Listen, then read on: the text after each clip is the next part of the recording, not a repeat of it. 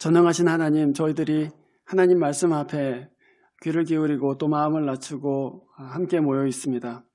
주님의 거룩하심과 또 은혜로우심을 저희들 가운데 드러내시기를 원하고, 또 하나님 이 말씀 가운데 주님이 저희 각 사람에게 하나님의 말씀 들려주시기를, 위로의 말씀 또 소망의 말씀 허락해 주시기를 기도합니다.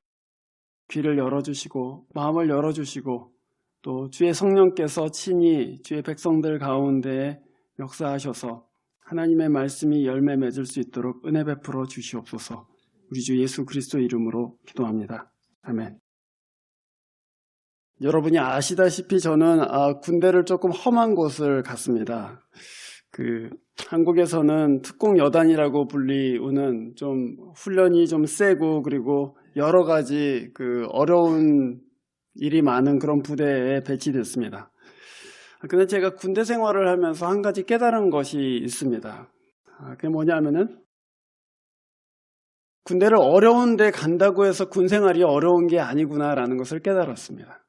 저희들 동기들 중에는 굉장히 쉬운 부대라고 하는데 간 그런 친구들도 있었고, 저같이 특공여단에 배치된 그런 친구들도 있었는데, 어려운 데 가고 쉬운 데 가고가 그 군 생활을 결정하는 게 아니고 거기 가서 누구를 만나느냐가 결정하는 것을 알게 됐습니다. 말하자면 저는 특공여단에 있었지만 제 바로 위에 있는 제 보스는 굉장히 인격적인 분이었습니다. 그래서 훈련은 힘들고 또 나가서 밖에서 훈련하기도 하고 몇 주간 이렇게 야영을 하기도 하고 그랬지만, 그분 밑에서 제가 있으면서 제가 군 생활을 그렇게 어려움 없이 잘 지낼 수 있었습니다. 그런데 제 동기들 중에는 굉장히 쉬운 부대로 갔는데 자기 바로 위에 있는 보스가 너무 나쁜 사람이어서 그 사람하고 관계가 틀어지고 그 사람하고 문제가 생겨서 2년, 3년 내내 고생하다가 군 생활을 굉장히 어렵게 지낸 그런 동기들도 있었습니다. 말하자면 관계가 결정하는 것이지 그 자리가 어려운 자리냐 쉬운 자리냐가 결정하는 것은 아니라는 얘기죠. 오늘 우리가 읽은 이 본문에 사람의 인생이 하나님과 우리가 어떤 관계를 맺고 있느냐, 거기에 우리 인생이 달려있다, 이것을 이 본문이 아주 잘 드러내고 있습니다. 하나님을 바로 알고 또 그분과 바른 관계를 맺으면 우리의 삶이 굉장히 사실은 어려운 가운데에서도 평안하게 그리고 진실하게 아름답게 살아갈 수 있게 되고, 반대로 하나님과 관계를 제대로 맺지 못하고 살고 있으면 하나님과의 관계가 틀어지거나 어긋나거나 또는 하나님을 아예 알지 못하게 되면 우리 인생이 길을 잃기도 하고 또 의미를 잃어버리고 생명과 빛을 잃어버리는 일이 굉장히 자주 일어나기 때문입니다. 오늘 여러분 우리가 읽은 5장 1절 말씀, 우리 주 예수 그리스도로 말미암아 하나님과 더불어 평화를 누리고 있습니다, 이렇게 얘기했습니다. 하나님과 바른 관계를 맺는다는 것을 바울은 평화를 누리는 것이다, 이렇게 얘기했습니다. 오늘 말씀의 제목이 하나님과의 평화입니다. 그리스도의 십자가가 하나님과 우리 사이에 망가졌던 관계를 제 위치로 돌려놓았다, 그 얘기죠. 죄로 인해서 하나님께서 우리에게 쏟고 계시는 모든 진노와 징벌, 그것을 그리스도께서 자기의 어깨에 지시고 다 짊어지시고 가신 그 결과로 인해서 우리는 하나님과 더 이상 진노의 관계로 만나는 것이 아니라 은혜의 관계로 만나게 되었다, 그것입니다. 그래서 1절 말씀에 그리스도로 말미암아 그랬습니다. 그리스도로 말미암아, 그리스도 때문에 우리가 하나님과 관계가 회복되었다. 그리고 그리스도가 아니었다면 우리에게는 사실은 하나님이 사랑하는 아버지로 알려지는 것이 아니라 그냥 미지의 신으로, 또 우리가 잘못했을 때 우리에게 벌을 주시는, 또 우리가 결국에는 인생 끝에 지옥으로 보내시는 그런 분으로 알았을 텐데, 이 그리스도를 통해서 우리가 하나님이 누구이신지를 정확하게 알게 되었다, 그 얘기입니다. 2절 말씀에서 바울은 이렇게 얘기합니다. 그리스도로 말미암아 지금 서 있는 이 은혜의 자리로 우리가 나아오게 되었습니다, 그렇게 얘기했습니다. 은혜의 자리에 나왔다. 하나님이 우리에게 은혜 베푸시는 것을 알게 되었다. 그 얘기입니다. 하나님이 우리를 향해서 품고 계시는 그 마음의 중심에 은혜가 있다는 것을 그리스도를 통해서 알게 되었다. 그 얘기입니다.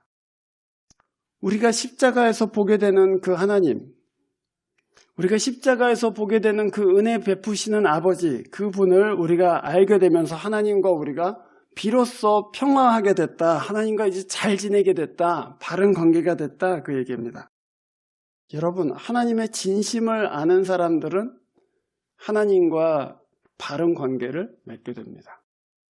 하나님의 진심이 어디에서 드러났느냐 이렇게 생각할 때 그 진심은 십자가에서 드러나죠. 그 진심이 뭐냐? 하나님께서 이 세상을 향해서 사랑으로 은혜로 대하고 계신다는 것이 하나님의 진심입니다. 그래서 여러분, 하나님을 우리가 정확하게 알게 되면 그분의 진심을, 그 마음의 중심에 있는 것이 은혜와 사랑이라는 것을 우리가 깊이 알게 되고 그것을 믿게 되면 신자는 자기 삶에서 일어나는 일에 대해서 이제 용기 있게 대처할 수 있게 됩니다. 이게 하나님께서 나를 미워서 하시는 일이 아니구나. 하나님께서 이것을 나를 벌 주시려고 이 일을 만드시는 것이 아니구나. 그리고 자유롭게 살 수 있고 또 용기 있게 살 수 있게 됩니다. 그런데 하나님과의 관계가 바르지 않으면, 말하자면 하나님의 진심을 우리가 믿지 못하면, 하나님께서 우리를 향해서 어떤 생각을 갖고 계신지, 어떤 마음을 갖고 계신지를 우리가 정확하게 믿지 않고 있으면 우리가 우리에게 일어나는 일들을 두려움으로 대하기도 하고요. 또는 수치로 대하기도 하고 또 죄책감으로 대하기도 합니다. 말하자면 하나님과 평화를 누릴 때 우리 안에 새로운 삶이 시작된다. 그렇게 말할 수 있겠습니다. 오늘 여러분, 우리가 읽은 이 본문에 하나님께서 우리가 하나님을 제대로 믿을 때 우리 삶 가운데 세 가지의 아주 중요한 모습이 나타난다. 이렇게 증거하고 있습니다. 그래서 첫 번째는 우리가 그리스도 하나님과 평화를 누릴 때 환난 가운데 자랑하게 됩니다. 두 번째는 세상과 다른 것을 소망하게 되고요. 세 번째는 하나님께 사랑받는 것을 알게 됩니다. 그래서 우리가 그 세 가지, 하나님께서 우리에게 시작하게 하시는 그 세 가지의 새로운 삶의 모습에 대해서 함께 살펴보고자 합니다. 우리가 보고 있는 이 성경의 3절 말씀을 보십시오. 바울이 이렇게 얘기합니다. 그뿐 아니라 우리는 환난을 자랑합니다. 또는 환난 가운데 우리가 자랑합니다. 우리가 알기로 환난은 인내를 낳고 인내는 단련된 인격을 낳고 단련된 인격은 희망을 낳는 줄을 알고 있기 때문입니다. 그렇게 얘기했습니다. 하나님과 평화를 누리는 사람들은 환난 가운데 자랑한다. 그렇게 얘기했습니다. 근데 이 자랑한다 이렇게 돼 있는데 여러분이 가지고 계신 성경에 보면은 자랑한다 이렇게 돼 있고 또 각주에 보시면은 기뻐한다 이렇게도 돼 있습니다. 자랑한다로 번역되어 있는 이 헬라어 원어는 사실 번역하기가 굉장히 까다로운 낱말입니다. 그래서 자랑한다라고도 번역되고 또는 rejoice, 기뻐한다 이렇게도 번역되는데 사실 성경 학자들은 이 단어를 어떻게 번역하냐 하면은 그리스도 안에서 하나님께서 우리에게 대한 것을 확신하면서 평화를 잃지 않는다 이런 정도로 우리가 번역할 수 있습니다. 자랑한다 그것은 좀 부정적인 의미가 있고 기뻐한다. 환난 가운데 기뻐할 수 있는 사람은 사실 별로 없습니다. 막 이렇게 좋아하는 사람은 없잖아요. 그런데 이 단어의 뜻은 뭐냐 하면은 환난이 왔지만 주님에 대한 믿음으로 인해서 평화를 잃어버리지 않는다 그런 의미입니다. 환난이 왔을 때 확신 가운데 평화를 잃어버리지 않습니다. 그 얘기예요. 하나님과 평화한 사람들이 바로 그런 모습들을 드러냅니다. 하나님이 우리와 평화하시는 것이 왜 우리가 환난 때에 확신을 가질 수 있는 근거가 되는가?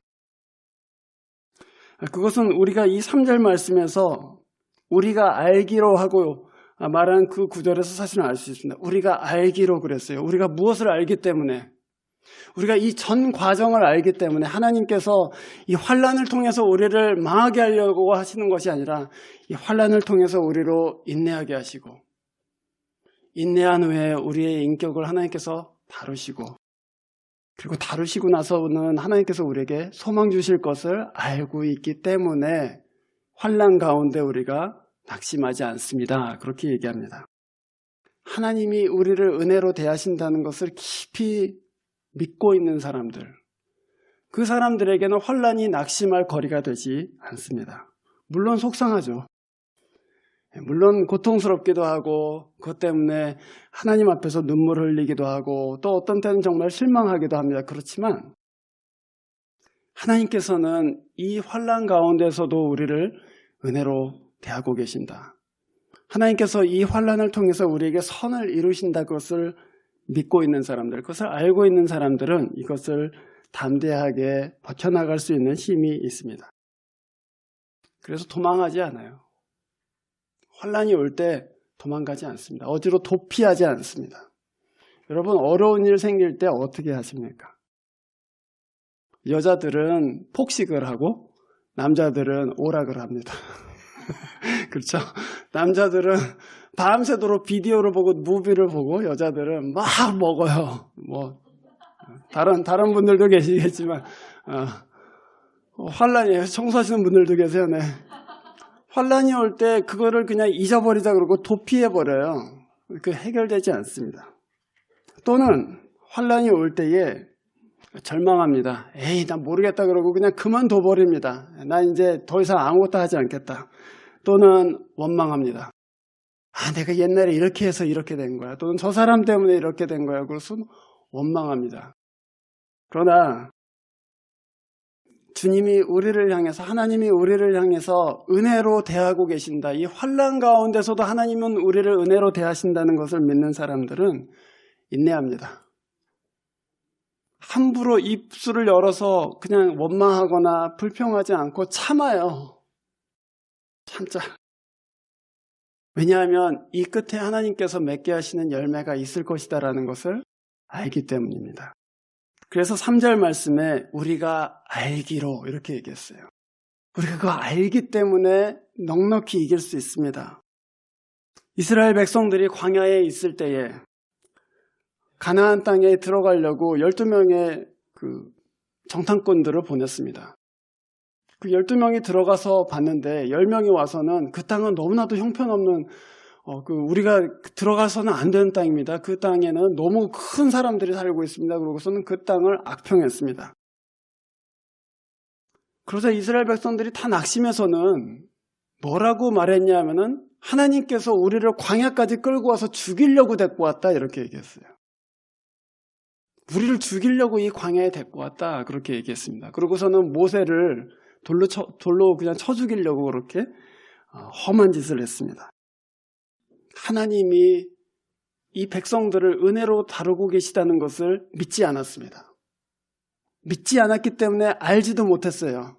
그래서 눈에 보이는 대로 이제 우리는 죽었다라고 생각하고 그럼 하나님께서 우리를 이 광야까지 데리고 와서 죽이려고 하는구나. 그러고 하나님의 의도를 그런 식으로 오해했습니다. 하나님이 광야에서 우리를 죽이려고 데리고 왔으면 그럼 우리는 어떻게 해야 되죠? 하나님이 우리 위에 세운 모세를 쳐서 죽여야죠. 하나님의 진심을 제대로 이해하지 못하면 우리가 불신앙적으로 행할 수밖에 없는 것이죠. 애굽으로 돌아가자고 했습니다. 떠나온 것 자체가 잘못이다. 그래서 돌아가자고 그랬어요. 그런데 여러분, 그리스도를 믿은 사람들, 그 그리스도의 십자가를 보고 하나님이 우리를 향해서 품고 계시는 생각은 재앙이 아니구나. 하나님이 우리를 향해서 너무나도 깊은 사랑으로, 너무나도 깊은 은혜로 우리를 대하고 계시는구나. 그것을 깨달은 사람들, 그것을 믿은 사람들, 그 사람들은 하나님이 무슨 일을 하시든지 간에 그것이 우리의 선을 위한 것이다라는 것을 알고 믿습니다. 하나님이 그 자녀들에게 악을 행하시지 않는다는 것을 깊이 믿어요. 그 그리스도를 보면서 자기 아들이신 예수 그리스도를 십자가에 못 박으신 것을 보면서는 저런 하나님이 있나 이렇게 얘기할 수도 있겠죠. 그러나 그 그리스도가 하나님의 손에 순종하시고 하나님이 그 그리스도를 죽음 가운데서 일으키시는 것을 봤잖아요. 그것을 보고서는 하나님은 자기 백성에게 결코 악을 행하시지 않는다. 그것을 깊이 믿는단 말이에요. 그리고서는 우리한테 오는 악과 같이 보이는 것들, 우리한테 보이는 재앙과 같은 일들을 우리가 당할 때에 그것을 보고서는 하나님은 악한 분이다, 하나님은 무자비한 분이다 라고 말하지 않습니다.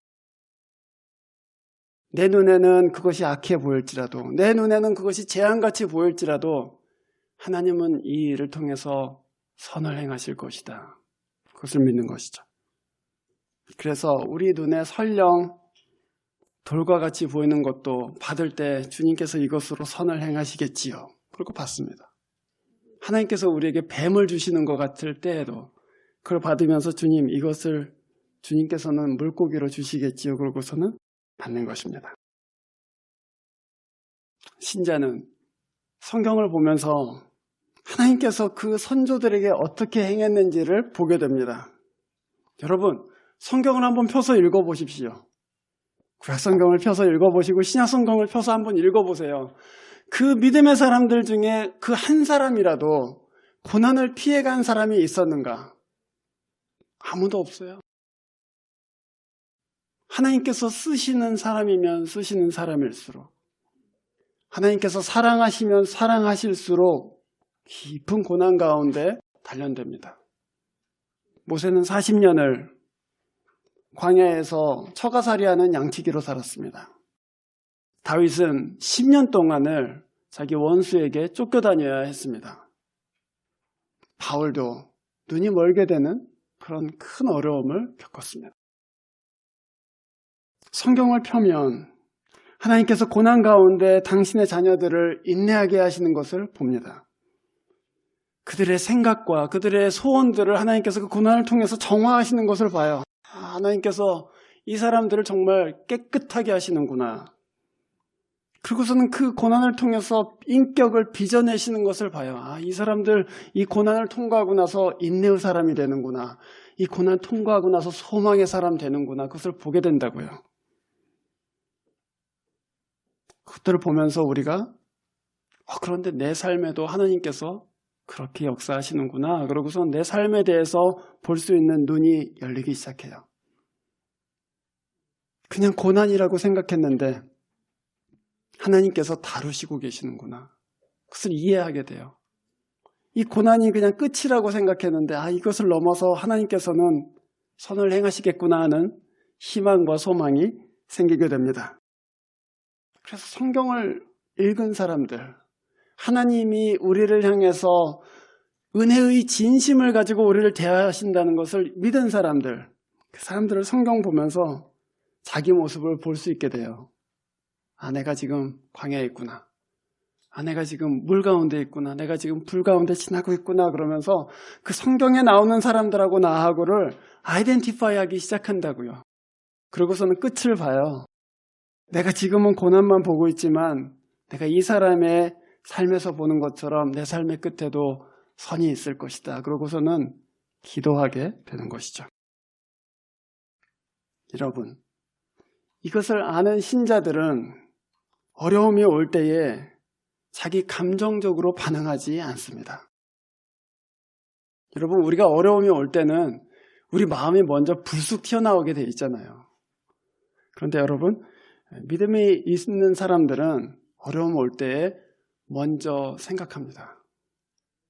먼저 감정적으로 말하지 않아요. 먼저 생각해요. 무엇을 생각합니까? 하나님이 이 상황을 다스리고 계신다는 것을 생각합니다.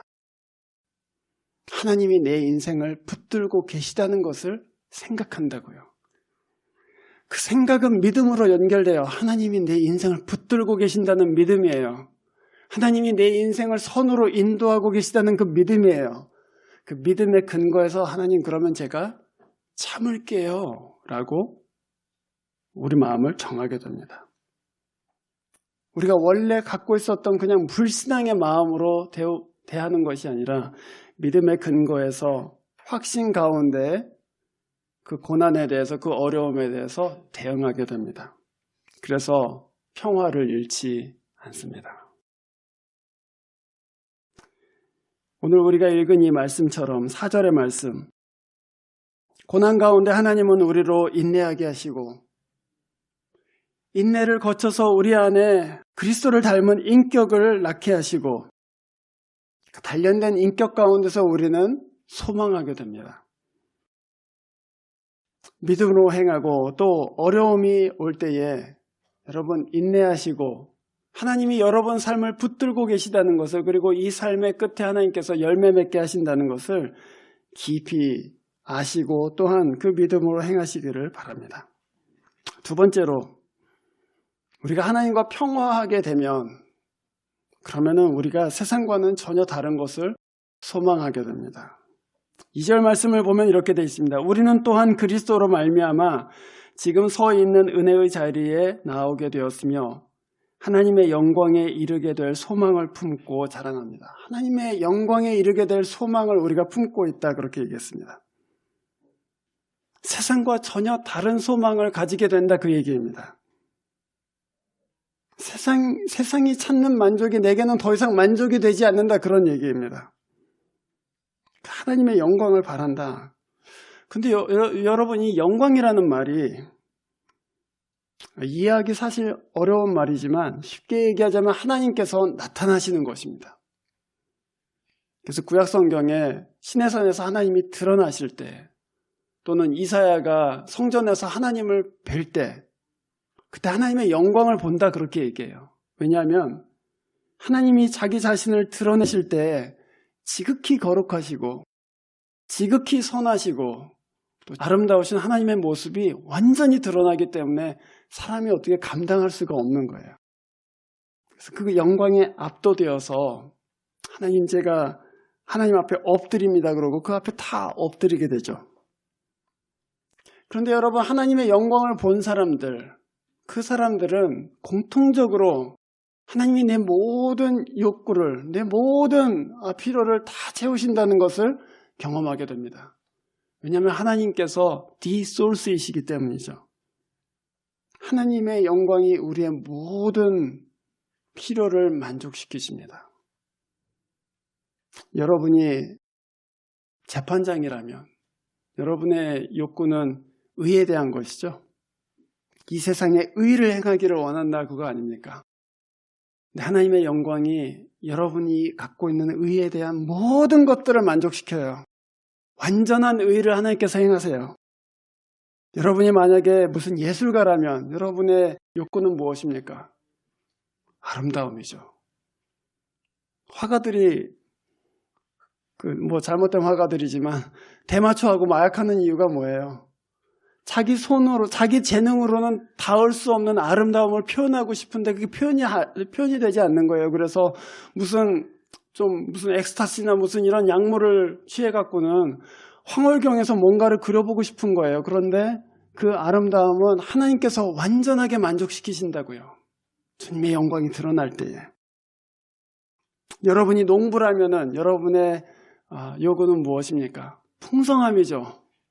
내가 뿌린 것을 풍성하게 거두기를 원한다. 그것이 여러분의 요구예요. 하나님께서는 모든 풍성함으로 여러분의 소출을 만족시키십니다. 여러분이 학자라면 여러분의 욕구는 무엇입니까? 지혜죠. 이 세상에 정말 지혜롭게 모든 것을 알고 모든 것을 어떻게 행할지를 알기를 원한다는 지혜에 대한 갈망이 있어요. 하나님은 그 지혜에 대한 갈망을 완전히 해소시켜 주세요. 하나님이 지혜의 근본이시기 때문입니다. 여러분이 도덕적인 사람들이라면 여러분 선을 원합니다. 이 세상의 악을 원하지 않고 하나님 이 세상의 선이 완전히 충만하기를 원합니다는 그런 욕구가 있죠. 그 선은 누가 만족시키십니까? 하나님만 만족시키실 수 있어요. 그 하나님의 영광을 맛본 사람들, 그 하나님 앞에, 그 임재 앞에 섰던 사람들은 다 그것이 완전히 만족되는 경험은 아니지만 하나님이 그것을 하시겠구나 하는 가장 작은 말초적인 경험을 하게 돼요. 그게 마음을 움직여요. 하나님께서 내 깊은 마음에 있는 욕구들을 만족시키는 것을 경험하게 돼요. 내 죄책감이 다 사라지고 내가 잃어버리지 않는 평화를 누리고 싶은데 내가 예수를 만났을 때 그 평화를 맛보게 되고 내가 의를 원했는데 그리스도 안에서 의를 발견하게 되고 내가 예술가로서 이 아름다움을 원했는데 내가 십자가를 보고 아름다움을 드디어 발견하게 돼요. 그래서 우리 마음 가운데 본능적으로 믿음이 생겨요. 그것은 뭐냐면은 우리가 하나님 앞에 설 때, 내가 하나님 앞에 설 때 그분이 나의 모든 것을 만족시키시겠구나. 그래서 내 소원이 바뀌어요. 이전에는 돈이 만족시킬 것이라고 생각하고 돈을 따라갔었어요. 이전에는 명예가 내 소원을 만족시킬 것이다 그러고 세상의 높은 자리로 올라가기를 원했어요. 이전에는 내 자식들이 잘 되면 내가 만족하겠지 그러고선 자식들을 뒷바라지 하는데 올인했었어요. 그런데 하나님을 만나고 나니까 주님이 내 만족이십니다. 그래서 다른 것에 내 마음 뺏기지 않냐고 하나님, 주님 앞에 나아가기를 원합니다 하는 한 가지의 소원이 우리의 마음을 사로잡게 된다고요. 그뿐이 아닙니다. 예수를 만난 후에 일생 동안 예수를 따라서 살면서 우리의 기도에 응답하시는 하나님, 우리가 곤경 가운데 있을 때 우리에게 피할 길을 열어주시는 하나님, 또 우리의 걸음을 인도하셔서 의의 길을 걷게 하시는 하나님을 계속해서 경험해요. 근데 그분을 우리가 이름으로 알고 있지만 하나님, 그 이름으로 알고 있어요. 그리고 예수 그리스도 이름으로 알고 있지만 한 번도 본 적은 없죠. 여러분이 한번 이렇게 생각해 보시면 어떨까요? 여러분이 유학 와서 집에서 이제 돈이 끊어져 갖고는 여기서 혼자서 고학하면서 이제 살게 됐는데 이름 없는 한 독지가가 여러분이 수업료가 부족할 때마다 그걸 채워주세요. 여러분이 밥이 없어갖고 냉장고가 텅텅 비었을 때 어느 날 그가 누군지는 모르겠는데 어느 날 그냥 집에 들어와갖고 자기가 없는 새 냉장고에다 먹을 걸 딱 넣어놓고 가요. 여러분이 진짜 한국에 한번 들어가고 싶어갖고 돈은 없는데 그러고 있을 때 비행기표를 주세요. 본 적은 없어요. 그리고 그렇게 무사하게 대학을 졸업해요. 그럼 여러분 어떤 마음이 드시겠어요? 도대체 이게 누군지, 도대체 누가 나를 4년 동안 이렇게 도와주는지, 내가 진짜 눈물 흘릴 때마다 나를 도와주고, 내가 진짜 곤고할 때마다 내 돈을 채워주고 장학금을 주고 나에게 여행 티켓을 준 도대체 이분이 누구인지 알고 싶어하는 마음이 얼마나 크겠어요. 신자가 30년, 40년, 50년 살면서 하나님의 은혜를 경험하면 그 예수가 누군지 알고 싶어하는 것은 너무나도 자연스러운 거예요. 하나님 그 골방에서 드린 기도에 응답해 주셨는데 그분이 누구신지 보기를 원합니다. 하나님 그때 더 이상 갈 길이 없었는데 길을 열어주셨는데 당신이 누구신지 보기 원합니다. 그는 너무나도 당연한 신자의 바람이에요. 내가 돈을 원하는 것도 아니고 내가 명예를 원하는 것도 아니고 나에게 은혜를 베푸신 그 하나님 보기를 원합니다. 그래서 예수께서 세상을 떠나시기 얼마 남지 않았을 때 어느 날 한 여인이 그 동네에서 다 죄인이라고 찍힌 한 여인이 찾아와서 예수의 머리에 향유를 붓고 자기의 머리털로 예수의 발을 막 씻기면서 눈물을 철철철철 쏟았어요. 아시죠? 사람들이 그걸 보면서 미쳤다고 그랬어요. 아니 왜 향유를 낭비하냐. 저걸 팔아갖고 가난한 사람한테 주면 될 거 아니냐. 그러고서는 막 뭐라고 했단 말이에요. 그러나 이 여인의 마음은 나를 죄에서 건져주신 하나님, 다 죄인이라고 하는데 나를 용서해 주신 그 예수께 다 드리고 싶은 거예요, 사실은. 그래서 향유를 깨뜨리고 내 머리털로 그분의 발을 씻으면서 눈물을 철철 쏟는 거죠. 주님이 뭐라고 하셨습니까? 사함받은 일이 많으면 많이 사랑한다 그렇게 얘기하셨습니다. 용서받은 일이 많으면 많이 사랑하는 법이다. 오늘날 교회에 수많은 신자가 있는데도 불구하고 주를 사랑하는 그 사랑이 식어가는 이유가 어디에 있겠습니까, 여러분? 우리가 죄 지었을 때, 우리가 연약할 때 그리스도께 달려나가서 그분의 은혜를 입은 적이 적기 때문입니다. 잘못된 길에 있을 때 돌아와서 하나님 잘못했습니다 그러고 용서하고 용서를 구하고 그리스도께서 그 십자가의 보혈로 나를 씻기워 주시는 그 은혜의 경험을 하지 못하기 때문에 하나님 사랑하는 마음이 점점 작아지는 거예요.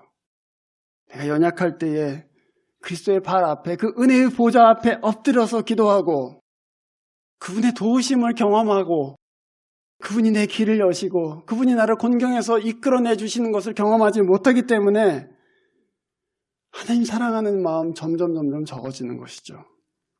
그러나 여러분, 하나님과 평화한 사람들, 그분이 나를 향해서 은혜를 품고 또 그분이 나를 향해서 사랑을 품고 계시다는 것을 믿은 사람들, 그걸 그리스도 안에서 본 사람들, 그 사람들은 평생에 걸쳐서 하나님께서 인도하시는 것을 보게 됩니다. 그리고서는 세상과는 전혀 다른 것을 소망해요. 그것이 무엇입니까? 하나님 보기를 원하는 것입니다. 그래서 2절 말씀, 하나님의 영광에 이르게 될 소망을 품고 사랑한다 그랬어요. 그분이 드러나시는 그 때에 하나님 앞에 서기를 원합니다. 그거예요. 은혜를 입으면 예수께 드리는 것이 아깝지 않습니다. 예수께 드리는 것이 아깝다면 아직 은혜를 덜 받은 것이에요. 은혜를 받은 사람들은 하나님께 인색하지 않고 다른 무엇보다도 주님께 나아가기를 구해요. 하나님 앞에 나아가기를 원합니다. 그게 하나님과 평화한 사람이 보여주는 두 번째 특징입니다. 세 번째 특징은 하나님과 평화한 사람들은 하나님이 나를 사랑하시는 것을 깊이 깨닫게 됩니다. 5절 말씀을 한번 보시죠. 이 희망은 우리를 실망시키지 않습니다. 그랬어요. 우리가 3절과 4절을 읽으면 이렇게 되어 있습니다. 환난은 인내를 낳고 인내는 단련된 인격을 낳고 인격은 소망을 낳는다 그렇게 얘기했어요. 그런데 그 소망이라는 말하고 5절에서 말하는 희망이라는 말하고 사실 같은 말이에요. 같은 단어예요. 같은 소망이에요. 무슨 소망이냐면은 하나님이 나를 환난 가운데 인내하게 하시고 단련된 인격을 주시면 하나님 보기를 원하는 마음을 내게 주신다 그거예요. 근데 여러분, 이 세상이 볼 때는 그거는 너무나도 이상한 생각이에요. 너 지금 스스로 속고 있는 것이다. 이 세상에 그런 하나님은 계시지 않는다. 그 바보 같은 짓이다. 그건 광신자의 것이다. 그렇게 세상이 조롱한단 말이에요. 진짜 그런가? 그런 생각 해보신 적 없으십니까? 혹시 내가 속고 있나? 혹시 하나님 계시지 않고 예수님도 안 계시고 아무것도 없는데 그냥 내가 교회를 오래 다니다 보니까 스스로 속고 있는 것은 아닌가? 그런데 오늘 5절 말씀에서는 주님께서 이렇게 말씀하십니다. 이 소망은 우리를 실망시키지 않는다. 사실은 더 정확한 번역은 이 소망은 우리에게 수치를 주지 않습니다. 그거예요. 우리가 언제 수치를 당하냐 하면은 우리가 바랬는데 그것이 사실은 헛된 바람일 때 수치가 되는 거예요. 바보같이 속았다고. 무슨 얘기냐면은 내 마음 가운데에 하나님을 보기를 원하는 소망이 생겼어요. 그리스도를 뵙기를 원한다는 소망이 생겼는데 그리스도가 계시지도 않고 그리스도가 너를 귀하게 생각하시지도 않는다는 거 수치를 당하는 거예요. 짝사랑이 되는 거예요. 말하자면 나만 사랑하고 있었네? 짝사랑이 되면 수치를 당하는 거죠. 그런데 5절 말씀은 이렇게 얘기해요. 이 희망은 그 그리스도를 보고 하나님 보기를 원하는 이 소망은 절대 수치를 당하지 않는다.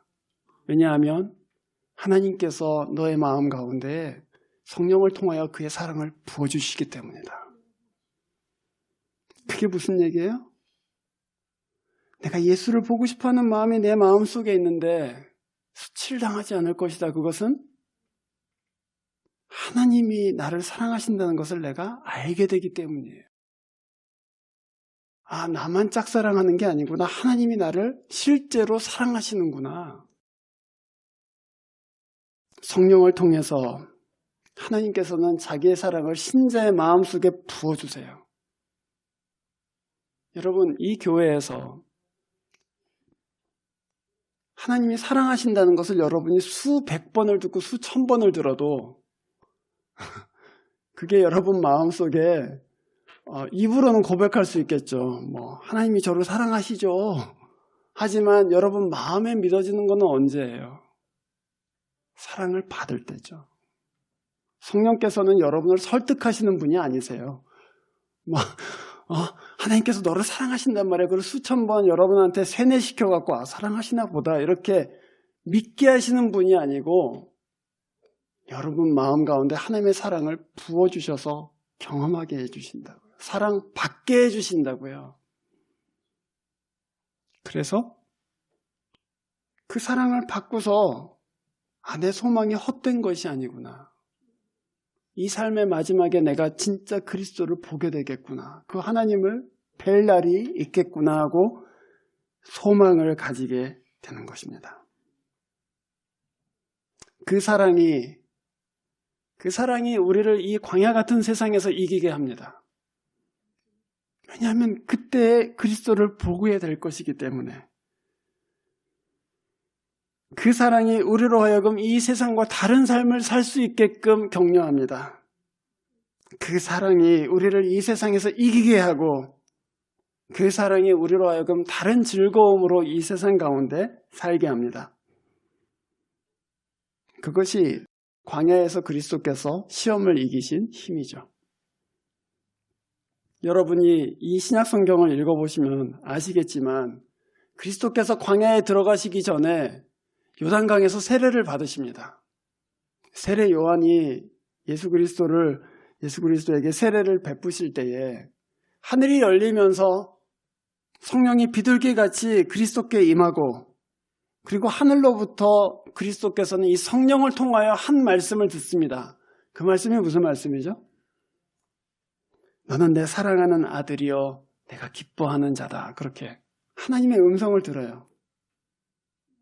그래서 그리스도께서는 그 세례받는 자리에서 나는 하나님께 사랑받는 아들이구나. 그 사랑이 마음속에 부어지는 것을 성령을 통해서 경험하게 됩니다. 하나님께서 나를 기뻐하시는구나. 그리고 광야로 들어갔어요.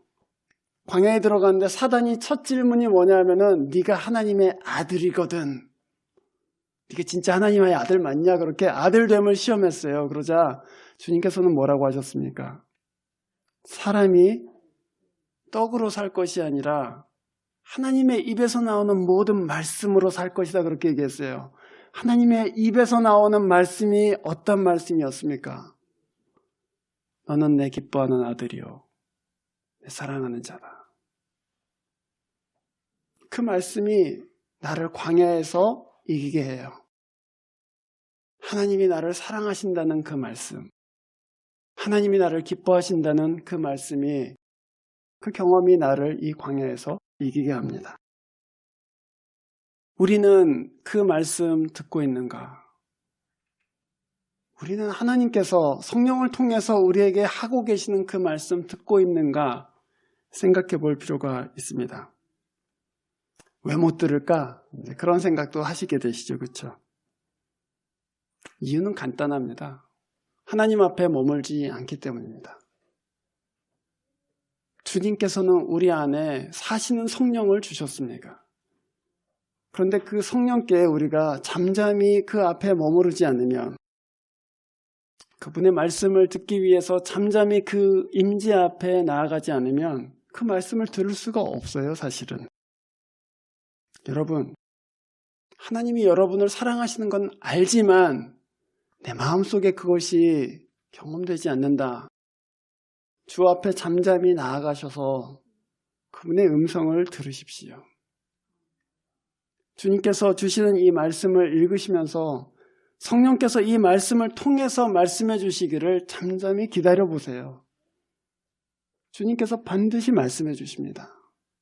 내가 너를 기뻐하고 있고 내가 너를 사랑하고 있고 너를 귀중하게 생각하고 있다.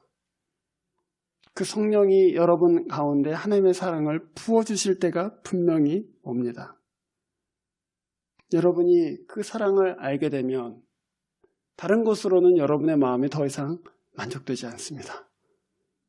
그리고 그리스도를 따르게 되죠. 하나님과 바른 관계 안에 사시기를 바랍니다. 그 바른 관계라는 것은 다른 것이 아닙니다. 하나님이 우리를 향해서 은혜로 행하고 계시고 사랑을 품고 계시다는 것을 단순히 믿는 것입니다. 하나님이 우리를 향해서 악을 품고 계시지 않는다는 것을 믿고 그 증거로 예수 그리스도의 이름을 믿는 것입니다.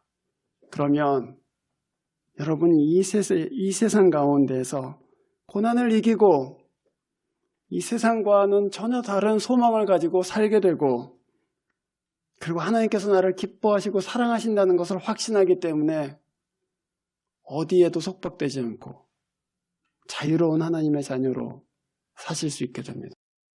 하나님과의 평화, 그 가운데 사시기를 주의 이름으로 축원합니다. 기도하겠습니다. 주님, 우리의 마음은 여러 가지 다른 소원에 의해서 이리저리로 갈라져 있고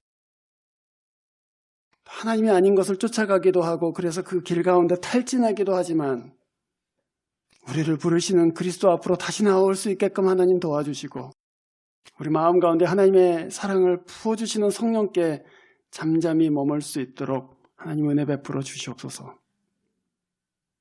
하나님께서 우리에게 은혜를 품고 또한 사랑을 품고 대하고 계시는 것을 믿고 알았습니다. 주님 보기를 갈망하는 마음으로 이 광야와 같은 세상 또 어려운 일이 일어날 때에 고난 가운데 있을 때에 넉넉히 이길 수 있도록 은혜 베풀어 주시옵소서. 주 예수 그리스도의 이름으로 기도합니다. 아멘.